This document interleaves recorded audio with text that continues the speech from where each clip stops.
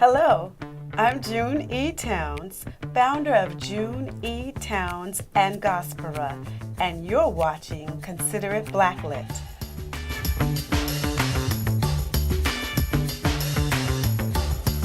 Welcome to this episode of Consider It Blacklit. I am Kim, your host, and for those of you tuning in for the first time, Consider It Blacklit highlights films, television programs, and stage plays that feature African Americans both up front and behind the scenes.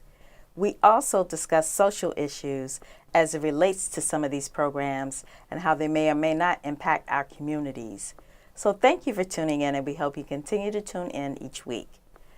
Today, we will highlight the musical ensemble Gospera. What is Gospera, you ask? Well, let's take a look at the video. To God be the glory, great things He has done. So loved He the world that He gave us His Son. Gospera is three things. It's a word, it's a sound, and a group. So the word Gospera is a combination of gospel and opera, just combined together. And it describes the style of how I sound when I sing spirituals, hymns, and anthems. The group is an aggregation of people who love the Lord, who have come together to sing His praises in the style of Gospera. Has done. Oh, perfect redemption. I began singing as a child. I started singing in school and in church, like many other people, in choirs. As I got older, I realized I was more serious about singing than just amateur singing in the shower or singing with choirs. So I decided that I would major in music in college. Praise the Lord, let the earth hear His. In 2003, I had the wonderful good fortune of being asked to do several concerts around the New York City area. I knew that I wanted to sing the spirituals, hymns, and anthems that I had grown up loving, and I wanted to represent those hymns and spirituals and anthems with a small ensemble. So I asked several people that I had worked with on tour or in church to join me. In 2004, we began getting offers to sing more and more, and people started to ask, when are you and your group going to release a CD? Do you and your group have a CD? Can I get you and your group's CD? So I decided, I think me and my group need to make a CD. In 2005, we did a fundraising concert at Central Baptist Church in New York to raise money to record a CD. And that's the first time that we performed under the name of June E. Towns and Gospera. In 2006, just 1 year later, we released our debut CD, June E. Towns and Gospera. I want to invite everyone to join us on October 21st at the St. Paul Baptist Church in Harlem for our gala reunion concert, where we are celebrating 12 years of musical ministry. To God be the glory.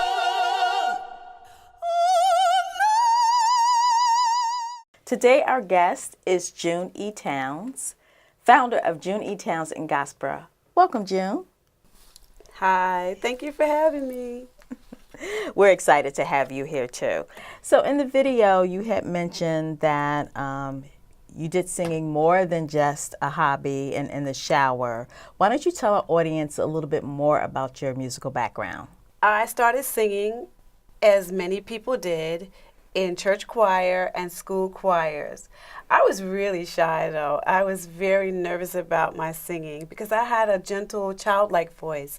And when I grew up, the stars of the choir were those who had big R&B or gospel voices. So I was very shy about my singing. So I focused more on violin and piano, these instruments that I was playing. But always in my heart, I knew that I wanted to sing and I wanted to study singing. So when I graduated from high school and enrolled in college, I auditioned for the music department at Virginia Commonwealth University, where I was accepted and began studying classical voice.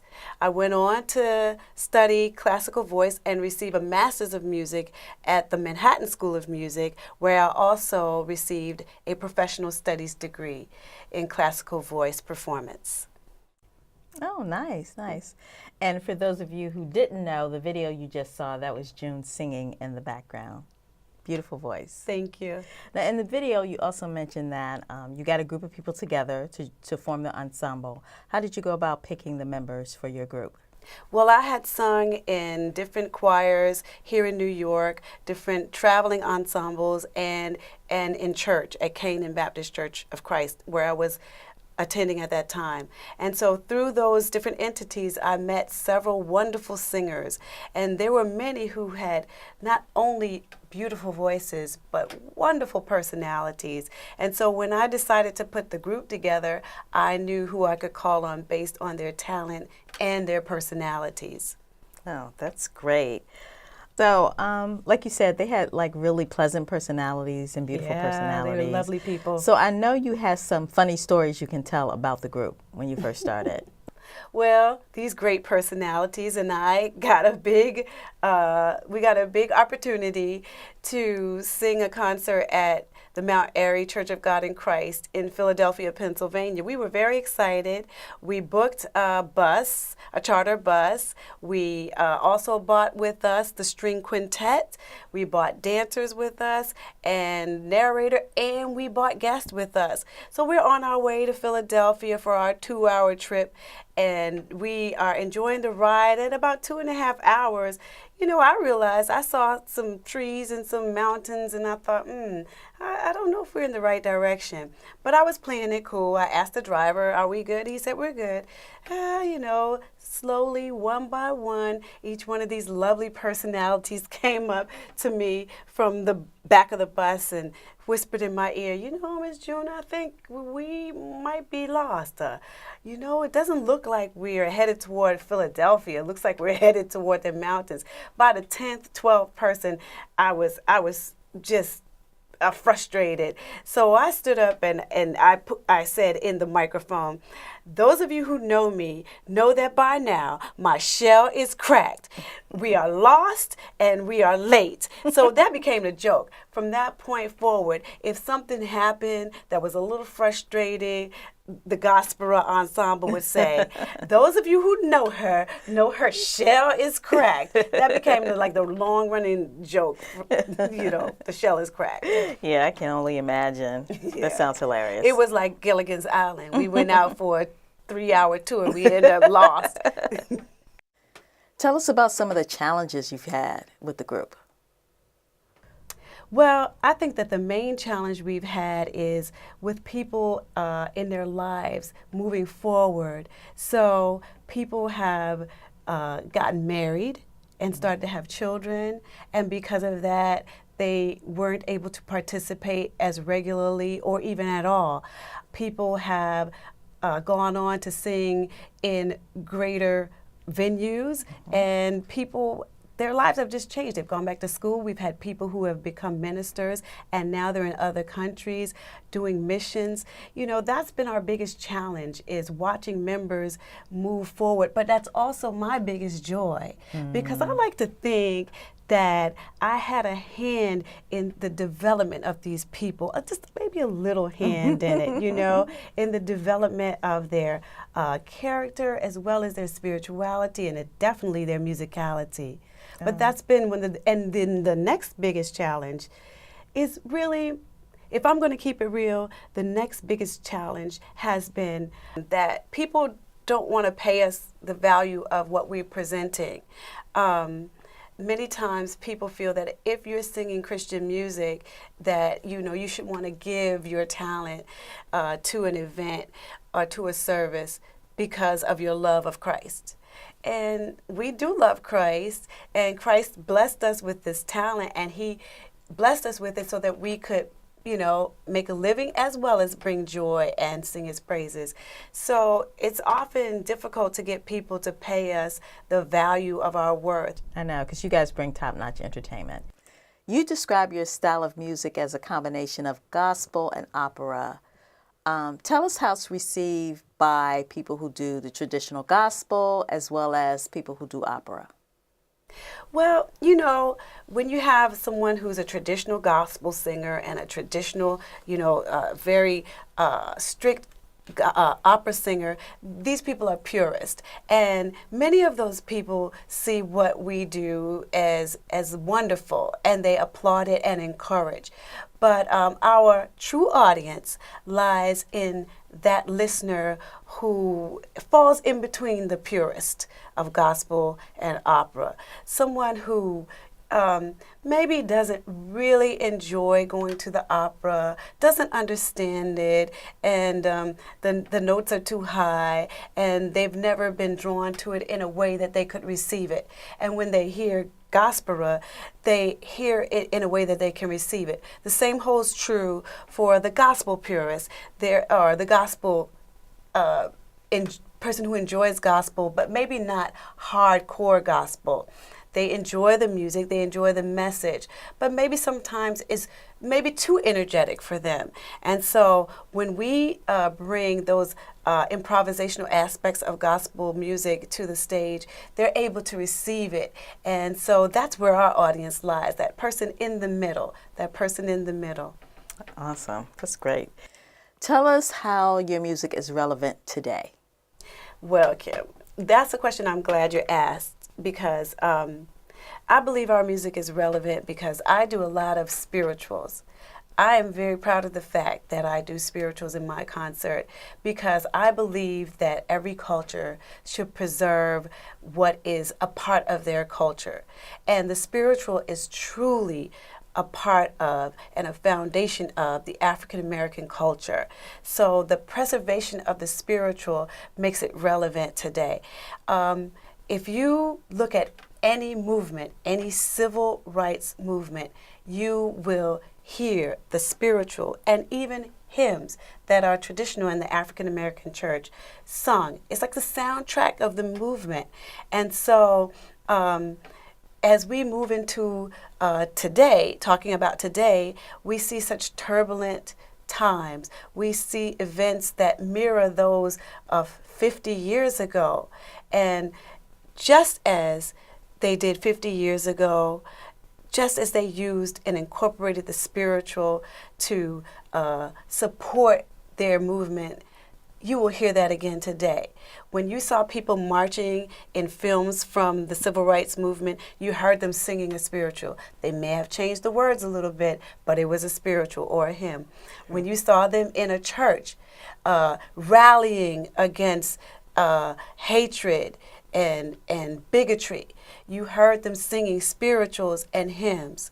When you saw them at a rally, you heard them singing spirituals and hymns just to pump them up and get them more involved. So today, you're going to see that as you see the movement heighten. You're going to hear and see and those spirituals revised and revived again. So I believe it's relevant for those reasons. Yeah, definitely, definitely. Tell us about some of your early supporters when you began the group. Well, I had many supporters. I have to say that my mother and father, of course, were my biggest supporters. But outside of my mom and dad, I like to say that my mentor, Dr. Wyatt T. Walker, was by far one of my biggest supporters. Dr. Walker is the senior pastor emeritus of the Canaan Baptist Church of Christ in Harlem. He not only was a doctor of theology, but an ethnomusicologist as well. And he truly loved the spiritual and those hymns that were identified as classic hymns of the African American church. He understood the value of our history and preserving our history.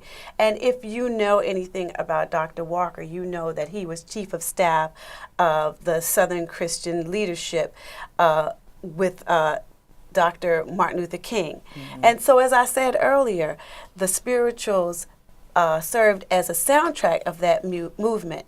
And so as time went on, Dr. Walker, he held those spirituals in his heart, and he gave me many opportunities numerous years later to perform and sing spirituals in front of audiences that I never thought that I would sing in front of. Moreover, he really instilled in me, to a greater degree, the importance of this music to our history and to our heritage. And he is the one who really taught me that we need to preserve this music and our legacy of music in this country. So I would say that Dr. Walker is truly one of our greatest supporters. I totally agree. He's a great man. So I know we had talked earlier about when you perform, how some people mispronounce the name of your group. Yeah. Give us some examples of what they've called you in the past. Yes, we've been called Gosperette, Gosperilla, Gospera, Gospera, Gospela. I mean, anything and everything that starts with a G, all the way to just June Towns and her group. And I don't see where it's so difficult. The young people call it mashup when you put two words together, gospel and opera. Gospera. I think it's smooth, Gospera. But we've been called everything that you can think of with those letters. Oh, it's a running joke in the group as well. Now, I've heard you refer to different seasons of Gospera. What are the different seasons? Well, the seasons really refer to when maybe the Gospera personnel would change over. We'd get a new member, we'd lose a member, someone else would come in and bring a new dynamic to it. And that was right about the time that reality television was coming into play. And so, you know, the reality television season is very short. So we started comparing Gospera to the reality television show with the different personalities and the different events that would come about in the Gospera season. That's where that came from. That's cute. That's cute. The group doesn't perform that much anymore. Tell us why the group ended. Well, it didn't end. As you said, we don't perform as much anymore. The larger group does not perform together as we did back then. And the reason for that is because of the evolution of each individual life. As I said earlier, people were getting married, some people were going back to school, people were stepping out in their own musical careers, some people were starting businesses, others were entering ministry and becoming ministers. And as these things were happening, these people did not have the time to commit to Gospera. You have to rehearse, you have to refine your sound, and if you're not able to do that, then you should not perform if you're not prepared. And so the evolution of people's individual lives sort of, I don't want to say ended Gospera, but stalled it for a while. But that evolution was a wonderful thing as well, because people were growing into themselves. And I always like to think that I had something to do with that as the leader of Gospera. I like to think that those who went further in their music career took something from what they learned by being a part of Gospera into that career, something maybe in regard to discipline or their work ethic. I like to think that those who went into ministry took something that they gained through the ministry of Gospera into their individual ministry. And so the evolution, it is a good thing. It's not a bad thing. And in this life, we have to accept evolution. So you're having this reunion concert on October 21st. Why don't you tell the audience a little more about it? Well, we're excited about the reunion concert.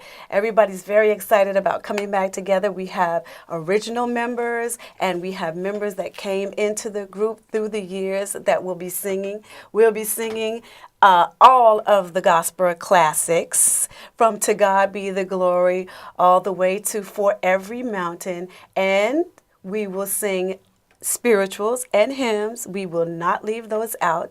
We'll probably throw in a couple of new songs for the Gospera enthusiast, and we're just looking forward to it. We're also going to have the Sepia Ensemble, who often played for us. That's a string ensemble, and we are going to have the quintet with us, as well as our two directors of music, Eustace Johnson and Gregory Payne. So we're so excited about that, and that's going to be on October 21st at the historic St. Paul Baptist Church in Harlem on October 21st.